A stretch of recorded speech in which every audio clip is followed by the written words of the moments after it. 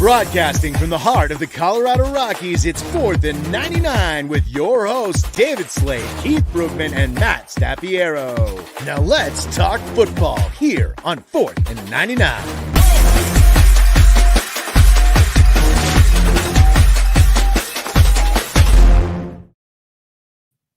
Hey everybody, it's Matt Stappiero from 4th&99. Just want to welcome you guys to another show today. We got great content planned as always. I'm your host, and I got with me Keith Brugman. David is a bit under the weather this morning, unfortunately will not be joining us today. We all wish David a speedy recovery. Hey Keith, how are you doing?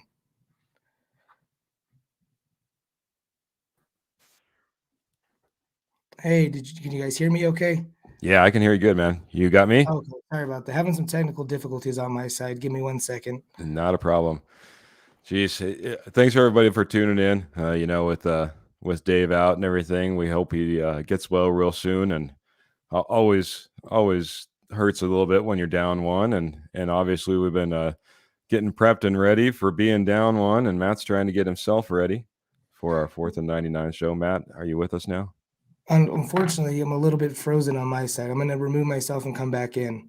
Okay, sounds good, buddy. Because I can only hear you guys. Oh, boy.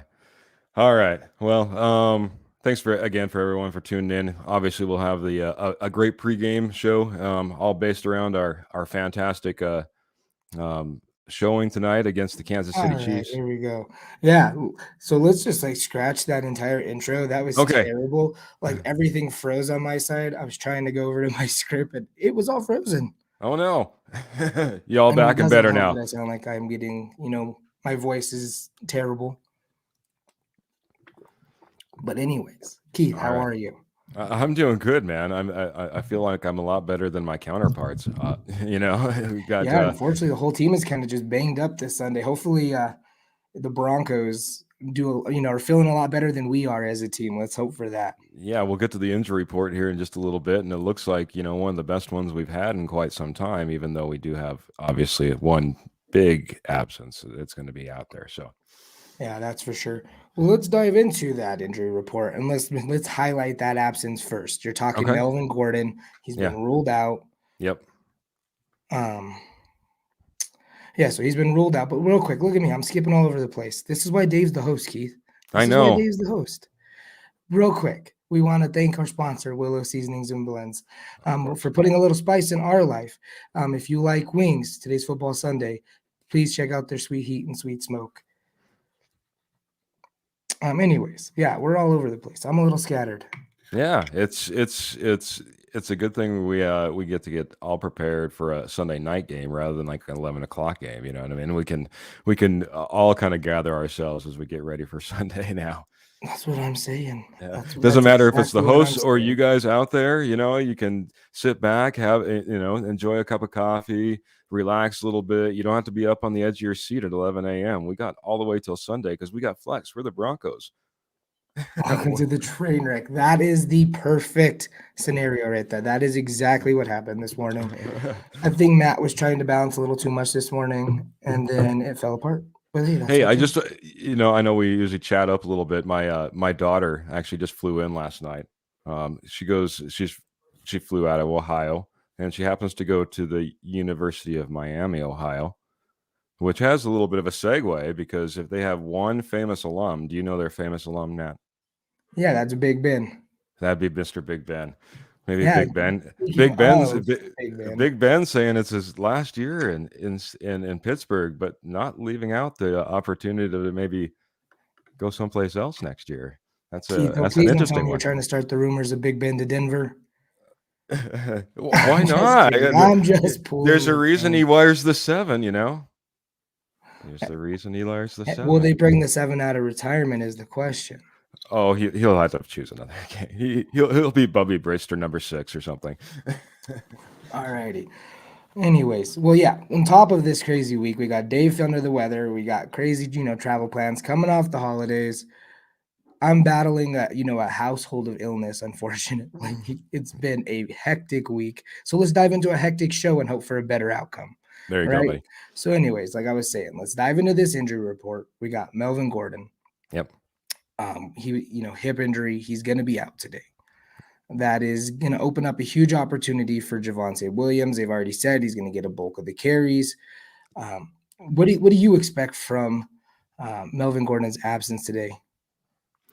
I hope it doesn't hurt us because, to be honest, even when Melvin Gordon went out for a little bit, and we weren't sure if he was going to return in the last game, it didn't seem like Williams was able to completely take over that game. I think it's going to have to be a good mix with hopefully some Mike Boone in there spelling him and game planning around his strengths as well. It might not be that run up the gut. I don't think that's what Mike Boone does the best, but I hope it plays out. I love the 1-2 punch that Gordon and Williams had. Let's face it, it's been effective. So, but this is what everyone's been wanting. This is what everyone's been calling for. Everyone's been wanting him to be the RB1. I think they still wanted Gordon to be the RB2, but again, we'll have to see how this plays out today. It could be a little interesting. Yeah, absolutely. How about you? What do you Another think? name that's going to be popping up that we don't really hear and we don't really get to see him hit the field very often is Mike Boone. And he was brought here on a 2-year contract in the offseason. So he was going to be going to be utilized as that number 2 back next season. So this is going to be a prime looking for George Payton. Vic Fangio, I mean, because as of right now, we still have to anticipate he's going to be here next season. Until we're out of the playoffs, I don't think we can safely assume there's going to be a coaching change. And even as James Merrill said last week, that's not even a possibility. He may be safe anyways. So, what do we see for Mike Boone today? With this first live look, do you think he has the ability to break into big plays? Do you think he's strictly a special teamer, or does he have the ability to be that RB2? The one thing that I always really liked about Mike Boone is just his ability to be more that third down back. Something that we haven't that we always wanted to see from Philip Lindsay, but Philip Lindsay was just too one-sided. He didn't have the ability to block. He really didn't have the ability to go up the gut all that well unless lanes were open for him. So I kind of look at him like a Lindsay plus. He has much better hands out of the backfield. Obviously, he's a special teamer as well, and has the ability to maybe not hit the hole and hit it hard, but has the ability to, still get a couple yards where, sometimes we saw Lindsay get tackled behind the line of scrimmage. So that's the type of way I see him utilized is the way we wanted to probably utilize Lindsay, but just never really developed. Yeah, absolutely. It'll be interesting to see what his role is because he does got the size. He does got a little bit more of the power moves. I mean, we've seen him be somewhat productive in Minnesota. It's just going to be how they decide to use him. When he did hit the field the week after being cleared from being activated from injured reserve, they had him doing some kind of weird lining up in the slot, coming, around the backfield. But I believe Shula was also calling the plays. I don't think we'll see some of that creativity from a Pat Shurmur. So focusing on Broncos injury still, the only other name on the list is Jonathan Cooper. Sounds like he's going to play, but he was questionable with a neck injury. Talk about if he was not able to go, that would be a pretty big loss, I think, because he's kind of like he brings the energy since Vaughn's left. He's one of the energizers on that defense. We've seen a dip in productivity in the last couple of weeks in terms of sacks, but every play he's always trying to make a play. So thankful he's out there today. There's just a couple names I want to mention that are not on the injury report that we're getting back today. Garrett Bowles, and there's a possibility Bobby Massey plays today. Yeah. Talk about perfect timing of a return. With them being back in the lineup, do you think Pat Shurmur is going to feel the urge to go to the 3 wides again and pound the pass, especially with Gordon out? The only thing that I don't think it's going to necessarily be the guys that are on the field or off the field. I think it's just more what the Chiefs' defense has really been about, and they lack a little bit in the passing game. They can be thrown again. So is it an added benefit? Absolutely. I think that, obviously Bowles is a fantastic pass blocker, in my opinion, on that right side for him. So, boy, I'm just hoping this game plan doesn't fall in the wrong direction. Let's just say in general. Yeah, it's definitely going to be interesting. Have those guys back. We can't fall on our face this week. This is a big game for us. Let's take a quick look at the Chiefs' injuries because, there's not very much to break down. They have a couple guys that are going to be out. So they have Rashad Fenton, their cornerback. He's listed out. And starting tackle, Lucas Niang, he's out with a rib injury. Aside from that, the only one on there is CEH, Clyde Edwards-Helaire. He's dealing with some energy. He's dealing with some illnesses, like my voice is dealing with illnesses. So it'll be interesting to see if he's able to go tonight, because if not, that's going to be huge for the Denver Bronco defense, as he's a vital weapon in their passing game. Yeah. 100% agree. I mean, it's going to be interesting just in general. Both these teams have been kind of a roller coaster as of lately, and the one thing I will say is that, boy, those Chiefs are coming off a bye week too, so they've had a little bit of a time to plan for us. Maybe because we've been all over the place with our game plans, it'll be tough to game plan for us. It seems like that's what our MO has been all about. So, absolutely. All righty, let's see. So, the injuries for them isn't really going to have a huge impact on the game. We kind of touched on this a little bit, but I really want to dive into Javonte. This is Javonte's time. You mentioned it earlier. This is what the fans have been pounding the table for. This is Williams' time to shine. There's no excuses. He's going to get the bulk of the carry and be able to try to prove to us, as well as the coaching staff, that he's the bell cow they drafted. So with Gordon out, do you see Javonte Williams breaking 25 rushing attempts? Oh boy, it's probably like a close over under for me. I'll say under, but not by much. I think he has 20 to 25. I just think he comes up a little bit short. So I don't think he gets the full 25. Chiefs are just too high scoring of an offense, and I don't think we'll be able to continue to pound the rock like we want to all game long. That's the only reason. How about you? I think he gets to 25. I think that's the magic number. I think we will see him get the ball 20. Well, let me rephrase that. I don't know if he'll get 25 carries, but I do believe he'll get 25 touches, whether it's receptions. I think we got to see that screen game we seen utilized last week, and that Javonte Williams was a big part of that. I think he gets 20 rushes, 5 receptions. That's going to be kind of where I'm at with him. As a collaborative, you kind of highlighted it. Kansas City's a difficult offense.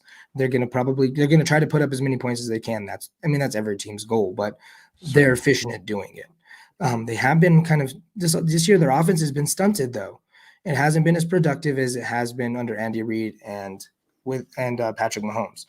So with this week, with it being high powered, do we see the rushes anywhere near where we've seen them the last few weeks with 17? I think like last week it was 17 and 19 or something like that. So a little over 30 rushes. Do we get to over 30 rushes as a team today?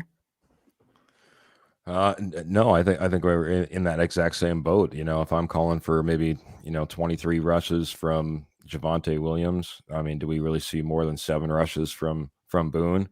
I don't think we quite get there. It's going to be close, but if the game's going our way, I think it'll be close. But I think we're just coming up just short of that number, and I think that also. That's us being able to do what we want to be able to do. In the last couple of in the games where we've been able to run, we've ran really, really effectively, and we've stayed committed to the run. Or games that we've really had control over, and that's going to be a tough one to have. I mean, it's always tough to control a game with the Kansas City Chiefs. It just seems like you're one big play away, at any given moment. So defense is going to be key today or tonight. I'm used to saying today, man. It's nice to have a night game again. Weird. Well, I think we prepared ourselves all, the whole year not to ever say night except for the Thursday night game. You got because, it. We weren't slated for any primetime games. unfortunately, our last 5 seasons have been, let's be real, let's call it what it is. Horrendous, awful, ugly, totally disturbing. Take your pick, which one you want to go with. But we weren't expecting that to happen this year. But thankfully, we flexed into one. One thing I'm hearing, and it's got me concerned, though, is what I'm hearing from you. I'm trying to read between the lines here. And what I'm hearing is this going to be a Teddy Patrick Mahomes showdown here? Are we going to see Teddy throw the ball 37-ish plus times today? Oh, gosh. I know you're going to say, I hope not, but is that kind of what you're picturing in your head right now? No, I think again, I always wanted to picture that win. I just think it's going to have to be a kind of a well-balanced. Again, if we're looking at just shy of 30 rushes, maybe we're looking just shy of 30 passing. And we need to have that time of possession. That's the biggest thing for us. We need to continue to be able to maintain drives against this team. We need 3 and out should not be anything we see today. If we're in a 3 and out situation more than I'd say, I don't know, 3 times in the game, we're in a world of hurt. You just don't get that many possessions of the ball. So if you get three and outs against a team like Kansas City, I think you're sunk. So time of possession and just taking care of the ball and good passing decisions and good running decisions. So I don't want to be. I will say that I don't want to be bland, though. I think this team is too easy. I mean, this team can plan against us too easily if we just come out there completely blind in what we're doing and what our approach looks like. Absolutely. So I took a quick peek at Dave's notes as you were kind of giving your breakdown. 2 things he noted on his notes was can't get in a showdown with Patrick Mahomes in Kansas City. Okay. Or shootout, excuse me. Can't get in a shootout. Agreed. And Teddy cannot throw the ball more than 25 times. Which one of those is more likely to happen today? A shootout with Patrick Mahomes or Teddy under 25 or under passing attempts? I mean, if I was literally going down to Vegas and I had to put a wager, it's going to be it's going to be a shootout. You know what I mean? It's not what I hope to see. It's not what if everything comes out on the field like I see it in my mind, it's not what happens. But if I had to put money on it, I can't put money on this coaching staff right now. I mean, can you put money on this coaching staff and coming out here and putting the correct game plan together, for any given week, let alone this week against Kansas City? I couldn't do it, Matt. I'm sorry. I'd have to say that we're going to be in a big old shootout. How about you? Oh, if I had to put money on it, I'd have to say it's a shootout. I mean, thank you. And I don't know. It goes back to exactly what you're saying. It goes back to the coaching staff. Andy Reid has kind of gotten the better of Vic Fangio defense a few times. Pat Shurmur is yet to really earn the trust of any Broncos fan, Giants fan. I mean, anyone except for like a Minnesota Vikings fan from, the miracle in Minnesota and their magical run with Case Keenum. I don't know if there's anyone outside of that 1 year who could say, I fully trust Pat Shurmur as an offensive coordinator. I don't think so. So I'm going to go back I'm going to lean into what you said. It's going to be, if I put money on it, it's a shootout. And I don't want to see that because, unfortunately, if I'm being completely transparent, that ends in a Broncos loss. It just does, plain and simple.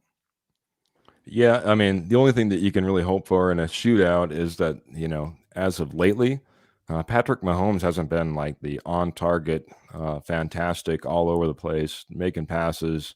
Just a year ago, it seemed like he was making incredible passes, off-schedule passes, jump passes and sidearm passes and falling down passes. And this year, we're seeing Patrick Mahomes is turning over the ball.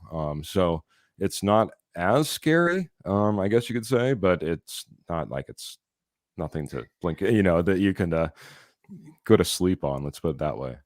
Yeah, I don't know if it's in sense of scary because of, it's scary because of the Patrick Mahomes factor and what we've seen him be able to accomplish. Mm-hmm. But I just go back to exactly what we were just talking about.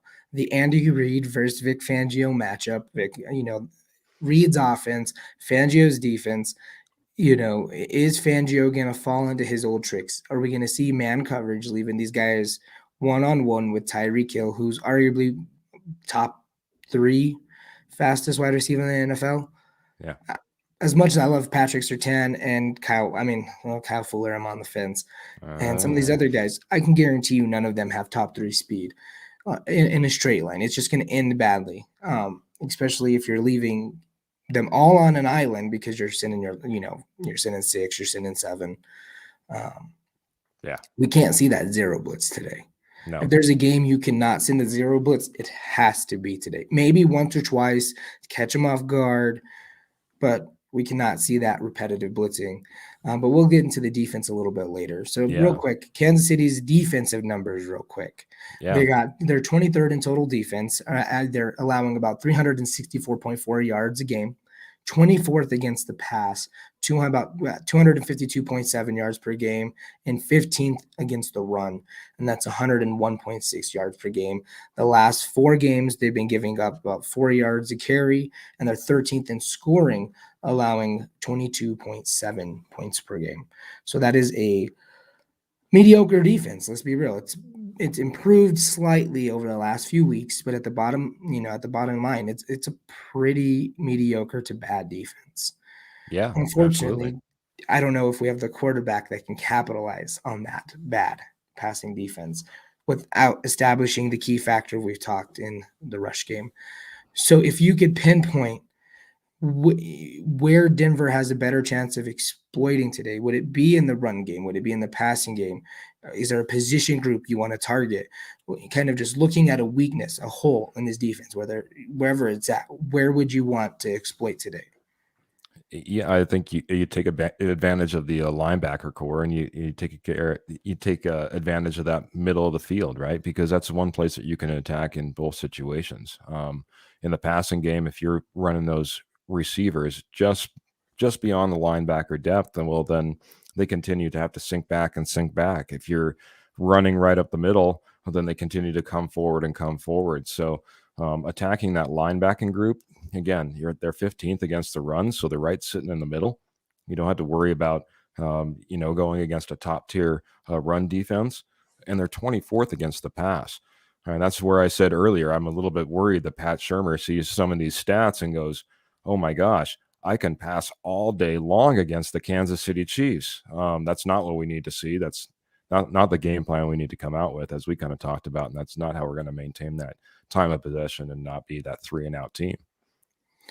Absolutely. So they got a tremendous rookie inside linebacker in Bolton out of Missouri last year in the draft, first round pick. He's kind of an all over guy. And he's been blowing up runs in the middle. I mean, he's not the best pass coverage guy. You got guys like Noah Fant, Albert O. Even Sauerbert's been able to get out there and kind of get moving. I think we got to see the tight ends get heavily involved today. So staying in that more traditional set of 2 tight ends, hit him on the dig route, hit him on a 5 and hook. Just try to exploit that in, like you said, those inside linebackers and in their coverage. Get Teddy in the dink and dunk mentality, so he's not wanting to try to bomb it constantly. Get Teddy in that mentality. Get Pat Shurmur in that mentality, so then that when you get a chance to send Patrick over the top, like we seen against the Cowboys, that's when those things really fall into place for Denver. That's when you can afford to get in a shootout with Patrick Mahomes. When you're controlling the game, a shootout doesn't mean you got to throw for 400 yards. Let's just say it's a passing shootout and Teddy ends up with 40 attempts. If it's these dink and dunks and exploiting exactly where you're saying, then fine, let's get in a shootout, because they're going to crash those linebackers as much as they can. The one thing I will say, the one place you have to avoid at the same time, though, is running the ball straight up the middle. They got Chris Jones followed by Nick Bolton. We can't see the Pat Shurmur fall into that tendency of where it's hand it off and let's run right into Cushenberry's back. Yeah. Cushenberry's probably going to have a difficult game today. Reisner's probably going to have a difficult game today coming back from the injury. Yeah. Quinn Miners was banged up. Chris Jones is going to be flipping all over that offensive line. Yeah. Chris Jones is one of the best defensive tackles in the game. Yeah. Let's just be real. He's elite. Cannot just run straight into his mouth. The run game is going to be ineffective. Let's see those gap schemes. Let's see those zones. Let's get out the outside. And hopefully, I don't know if you know this, Javonte Williams' nickname is Pookie. Yes, I have heard that a few times. Let's see Pookie run. Let's see Pookie run. Those edges, baby. That's what we need to see today. Yeah. Well, and that's the good thing. Obviously, you see Javonte Williams and the way he runs, even if it's planned up the middle. For one, he's probably going to at least get a yard or two if he just takes the plan of action and goes right up the middle on most running plays. But he's not the guy that typically does that. He finds a way to weave through, bounce out, get an extra yard or two, fight up the hill, and it's so nice to see, believe it or not, I do not look like the part, but in Little League, I was like offensive lineman. I grew really quick, so I was like the big guy, so offensive line and defensive line was my skill position all through Little League. But that being said, when that running back is out there and he's given his all, I tell you what, that's why you see time and time again where those linemen are up there blocking downfield and hitting that guy that's trying to tackle Javonte Williams. It's invigorating to that offensive line, and I think we really saw it when we had some of our veterans go down and our young rookies had to come in and step up. So it'll just be nice to see. Hopefully, like you said, we don't want to just sit there and run up the middle, but with a guy like Javonte Williams, I feel better about him than I've felt in the past about him making something happen, and not in a negative way, not running backwards or anything like that. He continues to always move forward, which is what we all love about him, I think. Absolutely. One more real quick, two quick questions regarding offensive line today before we move on. We've highlighted it a couple times in the last few weeks. We've had makeshift offensive lines. What is your concern level today if the makeshift outline of the last 2 weeks outperforms the starting five? I guess it doesn't really concern. The only thing that concerns me is whether the coaching staff actually takes note of that and starts, making sure the best lineup is on the field. We've kind of talked about that time and time again, where maybe the best lineup hasn't been put on the field. Some people calling for Locke over Teddy. You see Melvin Gordon, continue to be the number one, where a lot of people thought Javonte Williams should be there. You see a lot of situations where this coaching staff seems like they've held the line and say, this is what we're doing, this is how we're doing it. So I know that they were forced into the decision to put those young offensive linemen all together and out on the field. But just because your veteran guys come back, if they don't perform, you still have every one of those young guys still on your roster. It's not next year, it's not next year yet. So I just hope they take note of it. It's not a concern. I just hope they take note of it. Absolutely. And then my last offensive line question. Okay. We're going to talk Garrett Bowles for a second. Garrett Bowles is one known to get inside his own head, with him having a pretty extensive layover because of the ankle injury, then followed up by COVID. Yeah. If we see him make some of those mental mistakes, do you think that he's we've seen his growth? Do you think he falls into some of those old tendencies today? If he gets caught holding, if he gets caught out of position, are we going to see it kind of tumble down and have a mass effect on that left side today? I think it'd be at least a year to date since I've seen really Garrett Bowles fall apart in any capacity or way. At least a year to date. You know what I mean? I think he's past his issues. He's a completely different guy. I think he's in a different headspace. He's got a good family life. He's got kids in his household. I think he's a grounded individual. If you follow any of his Instagram or Twitter stuff, he seems like he's a guy who's solidified his life compared to the rough start that he's had. And I think he's finally in the right headspace. I don't think that he's hopefully he never falls back into that. I think that was an old Garrett Bowles, kind of a maturing is what we've seen. And you typically don't go step backwards on that. So, if we get a holding penalty or two, that's all I really expect to see from Garrett Bowles. And I think he keeps his mind straight and he keeps the rest of the offensive line going in the right direction. I hope he's doing well. Yeah, let's hope so. You mentioned his social media accounts, and it just kind of sparked something. I don't know. Right before the start of every season training camp, he releases a hype video, him working out, different music, and he's the only offensive lineman to do the self-promotion thing like that. It is I don't know, we've heard our counterparts James Miralat over there at 104.3 The Fan, a couple Tyler Columbus is what offensive lineman shows that type of confidence? Go out and set a hype video. He ain't a wide receiver.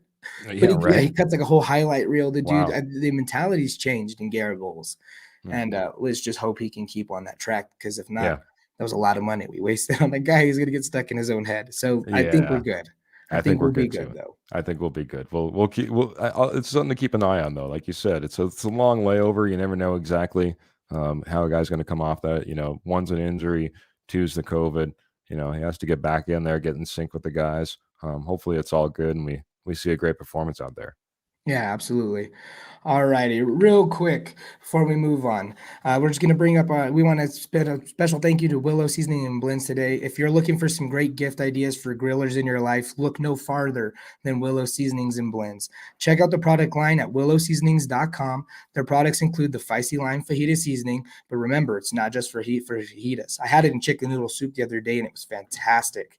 Another one, high elevation salt, pepper, garlic, not your normal SPG rub. This has some extra ingredients that really sets it apart from its competition.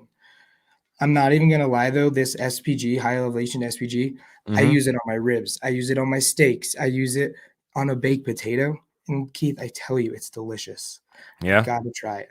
Yeah. Are you like a smoker type of rib guy, or are you Oh just no, Dave, we're gonna call Dave out. Dave is supposed to be teaching me how to do this smoking. So I'm okay? gonna have a conversation with him. He said I could turn my grill into a smoker. Haven't figured it out yet. So Yeah. Dave, when are you gonna come and give me the grilling or smoking 101? There you go. But Get the anyways, lesson in, and maybe you guys jump in together on a show. That'd be awesome. yeah. I didn't want to sneeze in your ear there. I appreciate you so much, man. Yeah, but And bless you, by the way. thank you. Look at that. Yeah. Courtesy even hundreds of miles away. All Exactly. right, we're going to dive into the defensive keys to the game real quick. And I'm going to start off with the question that has all of us shaking in our boots. We're going to talk Vic Fangio's kryptonite. Does the fear of a mobile quarterback completely throw off today's defensive game plan? It should absolutely not affect him whatsoever. Zero. Zero. I was thinking about this, and it's maybe part of the reason I brought it up about my daughter kind of flying in from school. She's 26 years old, second year PhD student. She's studying to be a professor. I was not a good student. So it's kind of funny that now she's out there being a professor or about to be a professor. But one of the things I always hated about some of those teachers were those ones that said, you know what, all the work you do all semester long or all year long, just depending upon where you're at, it really doesn't matter because we have like two tests that that are going to be like 80% of your grade. This is a test for Fangio, in my opinion. This is 100% a test for Fangio, and I'm calling him to the table today. You know what I mean? When it comes to this defense, Matt, it's Vic Fangio's one of his two tests, because we play Kansas City twice. When he was brought in, he wasn't brought in to make sure that we competed against the Raiders. He wasn't brought in so that we make sure that we competed against the Chargers even. We didn't even know who the quarterback of the future was going to be for the Chargers at the time that Vic Fangio was brought in. He was brought in for Patrick Mahomes, Andy Reid, and the Kansas City Chiefs. And if he can't game plan against him now in his third year, I'm gonna freak out, man. I'm gonna freak out, man. This is his first big test. So I got my own little stats. I don't have a stat sheet. I don't have anything to throw up. This is Patrick Mahomes rushing yards per game. 18, 3, 45, 26. His high in week 5 of 61, 31, 35, 10, -2, 0, and 11. There is absolutely no reason we should be worried about this guy running. He's ran for 65 yards as a high. That was in week 5. And his last 4 weeks are 10, -2, 0, and 11. Do not worry about this guy. He will beat you with his arm if you sit there and allow him to get outside the pocket and think he's going to be running. Do not allow that to happen. That should be preached. Vic Fangio, test 1. All right, test 1. So this is a huge test for him. You say in today's game, if he puts out a poor, you can't fault him for bad plays made by poor execution. But if he comes out with a really bad game plan and he fails, does that spell doom for Vic Fangio there? Because you said he wasn't brought in here to beat the Chargers. He was brought here to beat the Chargers, but that's not what his forte was. Just with highlighting it, it's all Chiefs. It was to contain Andy Reid and Pat Mahomes. If in year 3 he still cannot do it, does that just mean he's not the right guy for the job? In my opinion, yes. I started looking at this a lot different. Obviously, I've been a big supporter. I've been saying we need to stay the course. We need to stay the course. We need to stay the course. And then I started looking at really why was he brought in? Obviously the Chiefs were hot. Patrick Mahomes was hot. And we were in the middle of a coaching decision and deciding where do we need to be for the next 3 years? Who do we need to be competing against for the next 3 years? Do you know what our record is, man? We're 0-4. We're 0-4. You want to make it even worse? Where's my stats? I think I got them. Oh, it's serious. It means business when it keeps bringing out the index Oh card. man, it just drives me insane. 118-41. That's the scores in those 4 games. 118-41. We need to flip the script. Vic Fangio needs to flip the script. And we can't be allowing basically 30 points a game to a team that he was brought in specifically to game plan against. No, I completely agree with you there. Jeez. It was what, 141 to what? 118-41. 118 to 41. Jesus, that's a significant gap. You're basically 120. Let's say it's 120. So you cut that in half. That's 60. You cut that in half. That's 30. That's 30 points a game. And 41 on our end, Matt. 41 against over 4 games. That's an easy average to try to figure out. 10 points a game. So we talked about offense, but definitely that's going to be a huge factor today. Come on, Pat Shurmur, let's put a round of applause for Pat's awesome game plan today. Fingers crossed. Yeah, no kidding. But, is 13 points a victory? I'm just kidding. Hey, you have over under 13. And in Vic Fangio's terms, death by inches, which we've redetermined is, death by miles. So that little inch of growth may just be enough to have one moral victory if we can average more than 10 points today. But I have confidence we can do that offensively. Sticking with his defense, you highlighted earlier when we were kind of talking offense, we kind of hit on Patrick Mahomes. You're just highlighted actually that his effectiveness in the run game has been pretty minimal this season. We've also highlighted that we're not seeing those flashy throws, the sidearms, the running around, dancing in the pocket, looking like a human joystick. We haven't seen it as much this year. Mm-hmm. With the amount of pressure we've been able to dial up with just our with 4 linemen, 4 linebacker, 3 linemen, 1 linebacker, however they want to do it. When we're sending 4, we're leading the league. Yep. With that being said, do we need to just stay committed to that, or are we going to see some creative blitzes? Do you want to see some creative blitzes, or do you think that's a liability against a team like the Kansas City Chiefs? Yeah, I think this is one of those games where the more that you can flood that secondary, the better off you are. If you can rush with just 3 and 4 and have everybody bounce back in coverage when you need them, I think it's what you need. And again, it's one of those stay home mentalities, right? Yeah. We all anybody that's played football understands the terminology, but you need to not play outside your position, not get outside your lane, not drift because you think you know where a play is going. You need to be able to stay home, especially in those zone defense situations. I see too many times where Mahomes really excels is when everyone thinks he's going to run the ball and he gets that linebacker or that cornerback to commit to come up to make the tackle, and then everyone's open behind him for at least 8 yards, typically 10, 12. And those guys are good about getting to the sticks. Probably one of the best teams I've seen over the last few years of making sure they get to the sticks, making sure they don't come up short and have to run to get the first down.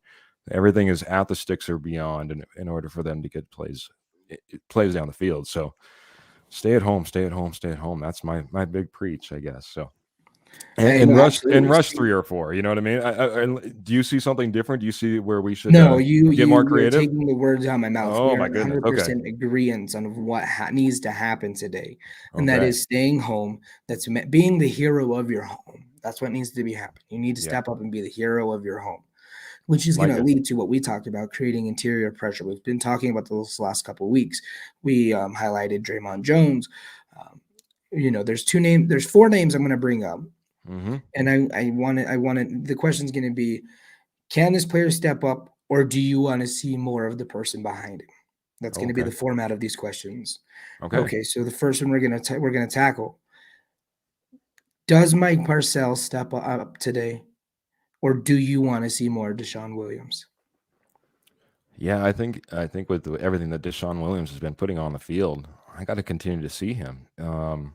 I that hurts too. I mean, I'm a Purcell lover, and no one gets his hands up like Purcell. It seems like at times, but it seems like he doesn't have the ability to get up the field like he has in the years past. He doesn't, he's become a kind of a one-trick pony where he gives a good shove or two, and then he leans back and tries to read that QB and get his hands up in the right time. Well, that really doesn't equate to what we need against, especially like a Patrick Mahomes, who, again, getting that pressure out of 3 or 4 can make a big difference. So for me, Deshaun Williams needs to see a little bit more playing time.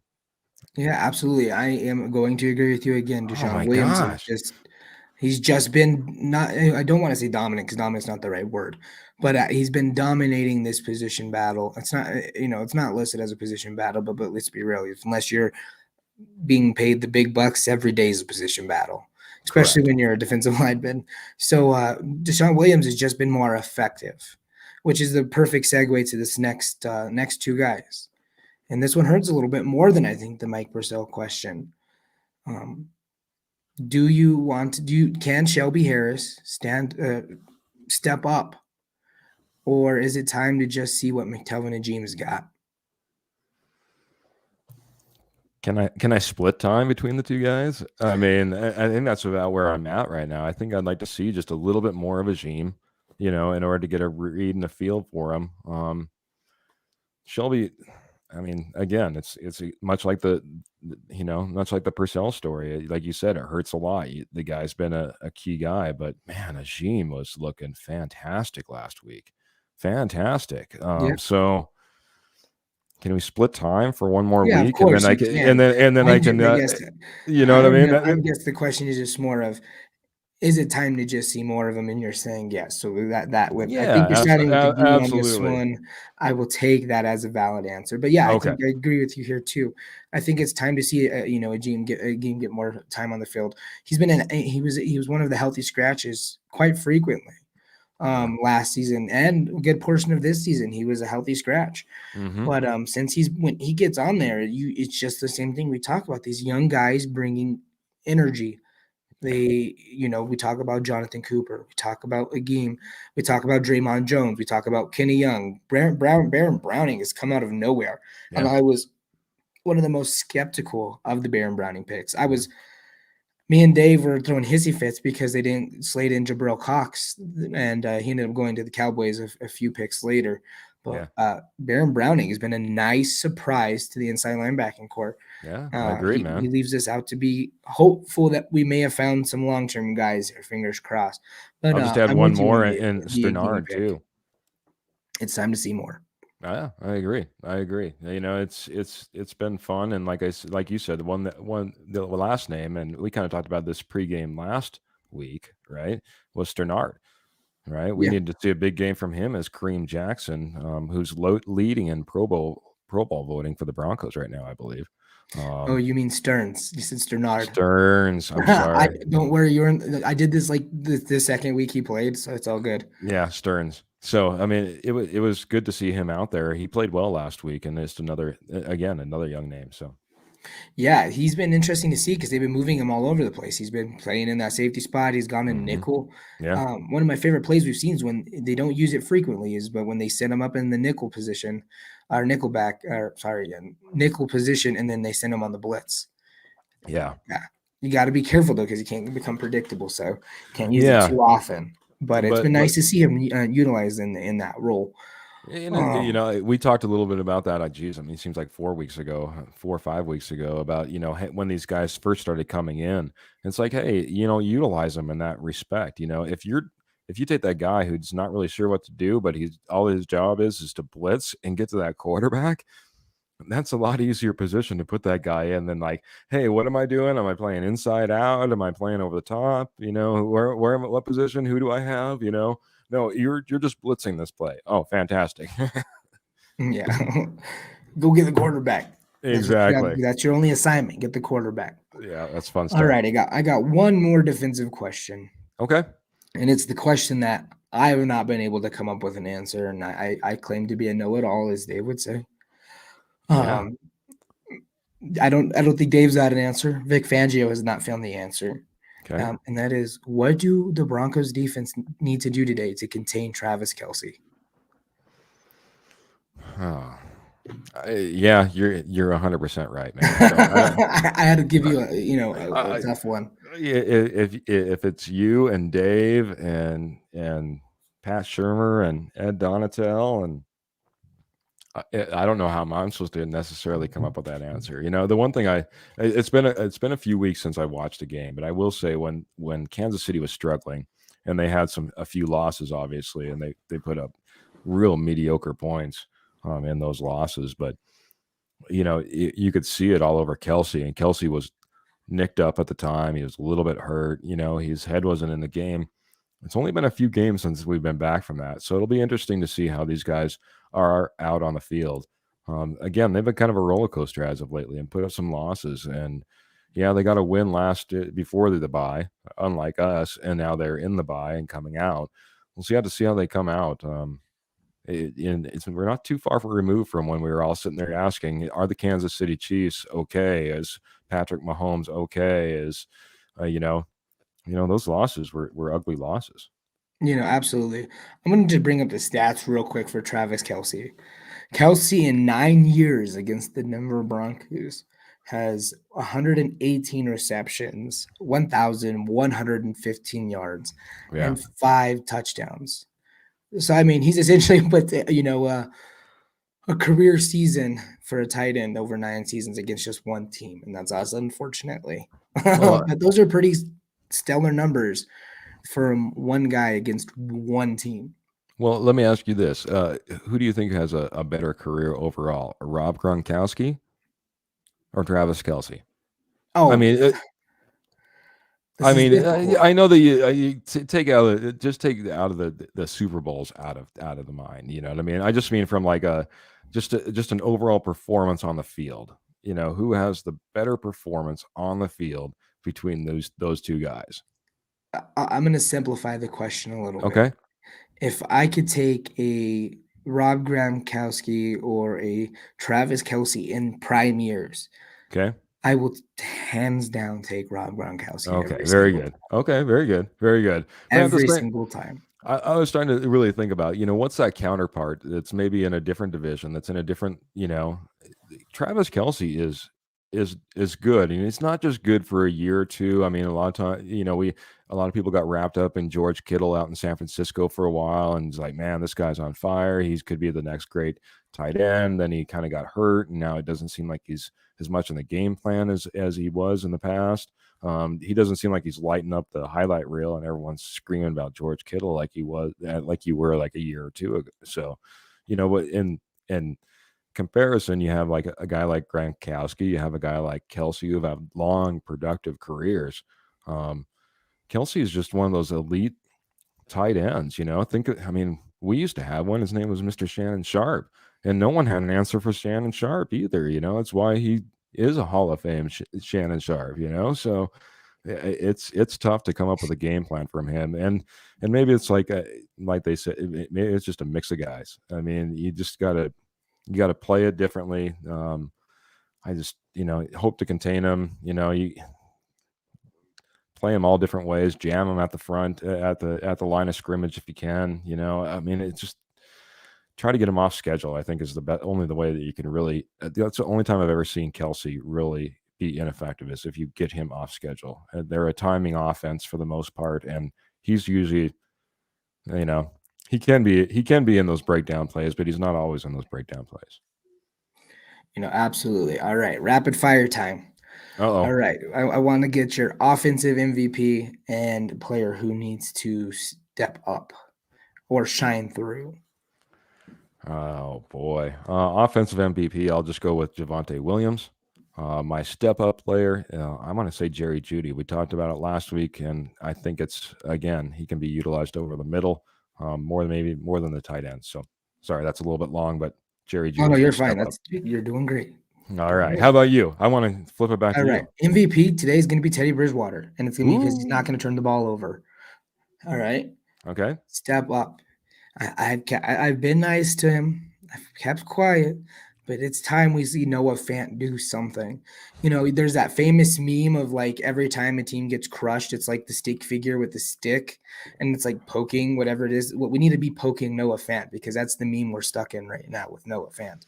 We need to see something from Noah Fant.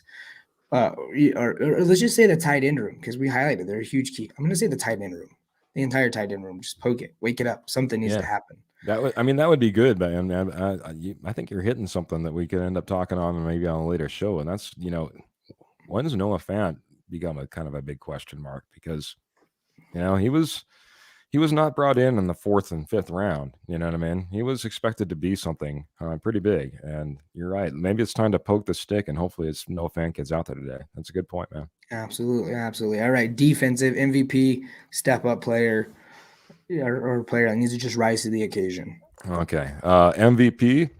One last stat I'll throw in there. Kansas City is -7 in turnover ratio. Our leading defensive player with interceptions is Mr. Justin Simmons. So I'm going to put Justin Simmons out there to be a defensive MVP. He's also just a fantastic leader. Boy, and I'm going to go back to something you guys talked about, I think, last week. Step-up player, I think, needs to be Bradley Chubb. He had a good performance last week. He wasn't getting burnt, but he wasn't getting any pressure on him. He was just holding his own on his side.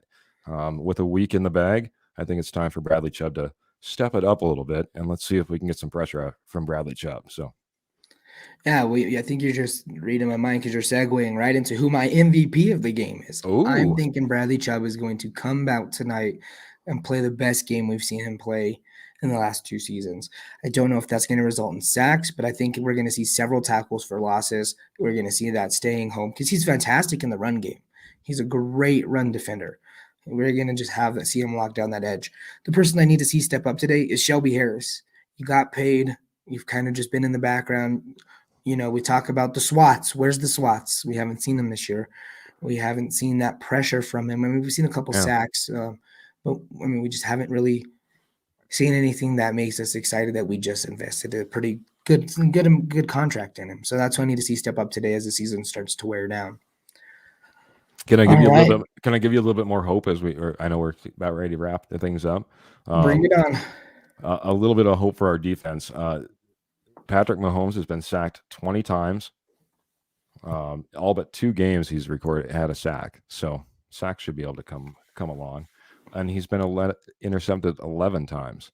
And he's been intercepted in every game but 3 games so far this season. So, again, I think it's with a -7 turnover with Vic Fangio, again, brought in to come against these Kansas City Chiefs. I'm expecting hopefully a real fun game out of our defense. Hopefully it all comes together because I'm wanting the Broncos win. Absolutely. All righty. Well, that leads us to the final segment, the Pick'em, where I am leading the charge, not to pat my own back or toot my own horn, but I'm pulling away from Dave, but you are staying steady in my rear view mirror. Here, let's pop this puppy up on the screen. Bam. All righty. So right now I got Dave 7260, me 8052, and you sitting there with a close 74 to 50. 74 right to 58 wrong. All right. Yeah, Let's see. 48 wins. Let's go first game. All right, man. Let's see if it lets me do this. All right. So Dallas Cowboys, New Orleans Saints. I picked the Cowboys. I believe Dave picked the Cowboys, and you were the lone rider with the Saints. I decided to get off the week fantastically terrible and pick the Saints. And one step closer to Dave rather than to you. Thanks, man. Hey, we'll take it. All right. Oh, I already had it there. All right, first game, Buccaneers at Falcons. I don't have Dave's picks right in front of me, so we're gonna have to bring this one up as it goes along. Dave's going with the Buccaneers. I'm going with the Buccaneers. Where are you going? And we'll make it a three-way sweep, man. Three-way sweep. All right, let's move on to the next one. All right. All right, give me 1 second. Cardinals and the Bears. I'm gonna try to guess Dave's picks and let's see if I can go, all for all here. Let's see if I could do it. I think Dave's going Cardinals. I'm going Cardinals. Where are you going? And we'll make it another three-way sweep. I think anybody picking the Bears would be crazy. And nobody's catching any ground so far. All right. Well, I'm just losing ground. Thank you. I appreciate that. Well, you're just staying stagnant and not getting worse. Well, I know I lost the first game of the week. I picked the Saints. Yeah, that's true. So the only thing I've done is gone backwards. Thanks, man. I appreciate it. All right. Don't even forget my losses. We're going to go. Dave's going Bengals. I'm going Bengals. Where are you going? Joe Burrow and the Bengals. Another clean sweep, man. What's going on? There must be something in the water. Well, I'll tell you what, as much as we've been getting along lately, I'm kind of, we haven't tussled up in a while. And now we get to the pick'ems and we're exactly the same. So I know something's going on. Something's going on. All right. We got the Vikings and the Lions. I think Dave might pick the Lions here, but I'm going to say he stays true, goes Vikings. All right. I'm going the Vikings as well. Where are you going? Well, we have the Vikings. All right. I was going to say we have the least controversial pick'em I think we've ever seen. This but might continue to go. One for the record book. I wonder if we go all for all. That would be insane, except for my mistake at the beginning of the week. All right, let's see. All right, Giants and Dolphins. This is where we could get some ground separated, maybe. All right, I have Dave go in the Giants. I went Dolphins. I went the clean sweep. I'm going the Dolphins. Where are you going? Well, make it the Dolphins. I've picked against them too many times, and they keep showing me up. So Dolphins it is. I'm not, obviously not too many times, but every time I think I should count them out, then they end up getting the win. So yeah, I've doubted Brian Flores too much this season. Every single time we've watched them consistently grow. I think they're on I can't remember. Memory serves right. It's either a 4 or 5 win streak, 4 or 5 game win streak. Yeah. They went from picking number 2 to outside the top 10. Wow. All right, let's see. Eagles and Jets. I'm saying Dave's going Eagles. I'm going the Eagles. Where are you going? Even though I don't know if Jalen Hurts is going to be starting, but that was the rumor. I can't confirm it, but I had to pick the Eagles as well for a sweep. So we all rise or fall together, Matt. Yeah, one other quick thing I didn't even mention on the last game we were on, the Giants game. Daniel Jones is not starting. Mike Glennon is. So I think it's a good thing we all went against the Giants. I used to like me some Mike Glennon back in the day when he was first coming up. I was like, maybe this guy has something. He didn't prove me out to be anything like that, though. In the words of Vance Joseph, he's tall and he's got a big arm. Oh, fantastic. All right. Let's see. Colts and Texans. Dave, I'm going to say Colts. I'm going Colts. Where are you going? Sweep of Colts. I mean, another sweep. How could you not on that game? I mean, I think you're a Texans fan, maybe? Maybe. That's it. All right. Washington at the Raiders. I know Dave went Washington. I heard his pick earlier. Oh. I'm going Washington. Where are you going? And it always hurts me to do this, but I got to go Raiders. I hope I'm wrong because obviously we need every single position as we go down the stretch. By the way, not that I want to segue, but the way that they stack the end of the season for the AFC West, everything. I mean, you could literally be looking at the last 2 weeks and everything's completely up in the air. Anyway, hopefully I'm wrong, but Raiders it is. All right, let's see. Real quick on that note, I only pick Washington because I just want to put the bad juju on the Raiders, but I appreciate my heart does tell me they'll get a win. But in terms of pick 'em, let's go football team. There you go, buddy. All right, Jaguars at Rams. I got Dave picking the Jaguars. I'm just kidding. He picks the Rams. I'm going the Rams. Where are you going? I'll go the Rams as well, sir. All right. It would be funny if you could change Dave's pick and go in there. Hey, Dave, I'm sorry I picked for you. I had a good pick for you. I didn't get your pick. Chris, can you get in here and scrub this one? I'm just kidding. Yeah, right. With this being said, though, the Rams have not won a game since the trade deadline, I believe. They are 0-3 or 0-4. Yeah. So yeah, this got to be a game they bounce back and win. If not, it's looking pretty ugly. Oh yeah, absolutely, man. Ravens at Steelers. I feel that Dave is going with the Ravens. Oh, Dave. How could well, let's just not even listen to Dave. I'm just kidding. I think this is twofold. He's been saying he's been trying to pick one that he's going to catch up with you on every now and then, right? Yeah. And then doesn't he have a little bit of affiliation with the Pittsburgh Steelers? Dave, this is a Diana pick. This is for Diana. This is his he was in wife. the wood. I don't know if you seen the group text. Dave was in the woodshed because he was rooting for so Diana's also a huge Notre Dame fan. Okay. And they needed Oklahoma State to lose to Baylor, and they needed one of the top three to lose, so Bama. Well, Dave picked Bama to win, and he was rooting for Oklahoma State. So this is just him saying he loves her and he's sorry. Hey, there you go. There you go. All right. I'm going the Ravens. Where are you going? I also went with the Ravens on this one, man. All right. Or at least I'm keeping pace with you. 49ers and the Seahawks. This one's a toss-up for Dave. I think he goes 49ers. I'm going the 49ers. Where are you going? And another sweet buddy, 49ers. Yeah, Russell Wilson just has not been the same quarterback since his return from the injury. Just the offense just seems to be stagnated. Their defense is having some issues. San Francisco's, they're trending in the right direction. But I will say, with Jimmy Garoppolo as your quarterback, you can never count any game as a W. So we'll see where it goes. Yeah, absolutely. This is, I should say the Broncos and Chiefs game is my favorite game of the week because I'm a Broncos fan. But if I had to choose a close second, this is definitely the game that I want to watch. And I have Dave going with the Patriots. I'm going with the Patriots. Where are you going? Oh, I went Bills on this one, man. You went with Bills? I went Bills, man. I'm just loving seeing what Mac Jones and Bill Belichick have been able to put together. And I mean, I was pounding the table for Mac Jones or Justin Fields in the draft. We've talked about it 100 times. Not to dive into the past, but the dude is he's got put into the perfect situation. And I mean, Patriots are legit contenders as much as we don't want to say they are. I 100% agree. But the one thing I'll say is I think this is that AFC East, right?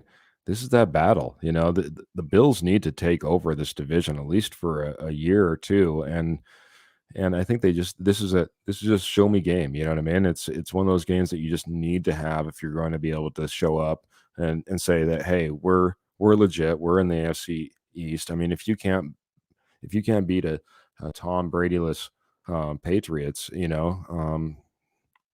understand Mac Jones is fantastic, but he's a rookie QB. You're supposed to be an elite team. It's time for the Buffalo Bills to step up a little bit. No, I mean I will counter it with this. This is the same Bills team that lost to the Jaguars, so there's definitely some issues there. Any given Sunday, they had a really bad week. That looked terrible. That didn't look like the Buffalo Bills. No, it didn't. For anywhere in the last 2 years. Anyway, man, we became a Bills team for a second. Yeah. All right, moving on to the game that we've all been waiting to pick. I believe Dave is going with the Broncos.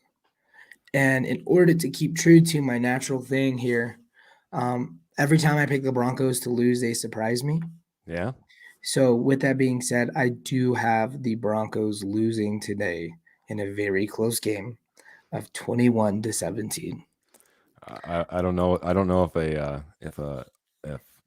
if someone who started a podcast who was as prolific of you has ever been kicked off and out of a show. I can't believe you're choosing the Chiefs. It's like sacrilege. No, I appreciate your honesty. It is going to be an extremely tough game for Vic Fangio. Yeah, it is, and that's exactly where I'm at. I'm picking the Broncos because again, I think this is one of those two big tests. I think this is, again, without this test, he ends up basically failing the season. You know what I mean? He has no way of really winning this season. He's been 50-50 so far for the first part, but this is the big test that he's been brought into to solve.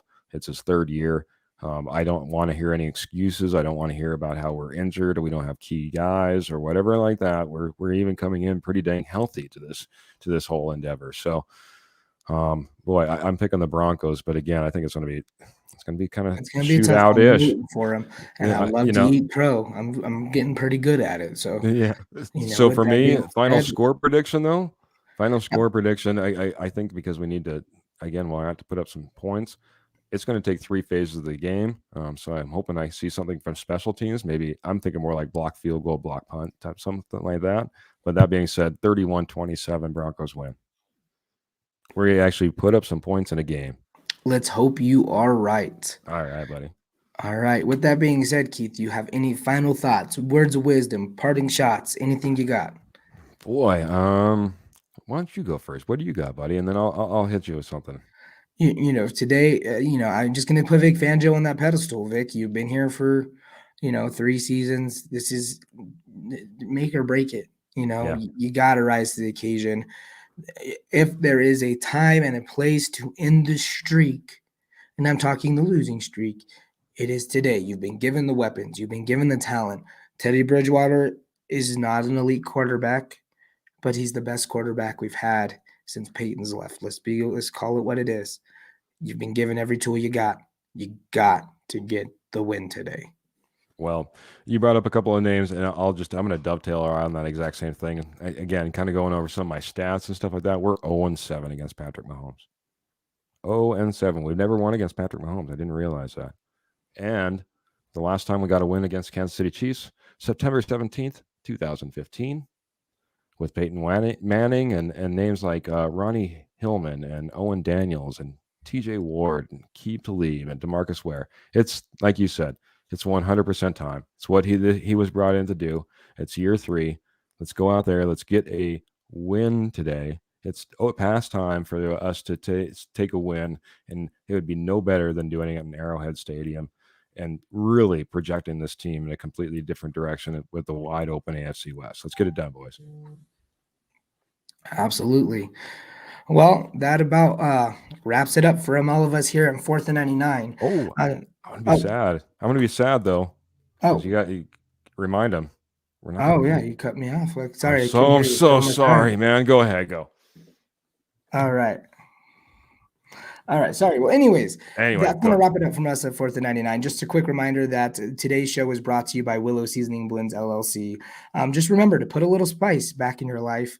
I want to give a big thanks to my co-host, Keith, for joining me tonight. Unfortunately, tonight's game is so late, we will not have a regular post-game show tonight, but we will be back on Wednesday the 8th at 6 p.m. Mountain Standard Time for our normal Wednesday show. Please don't forget to follow, like, and subscribe on our Facebook at Rocky Mountain Sports Network. Chat with any of the guys and at their Twitter handles. And from all of us here at 4th and 99, thank you for watching and engaging.